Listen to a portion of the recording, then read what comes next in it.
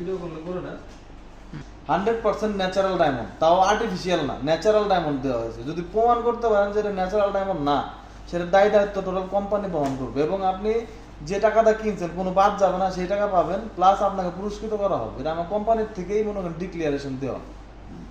আচ্ছা এবার একটু চেক করেন।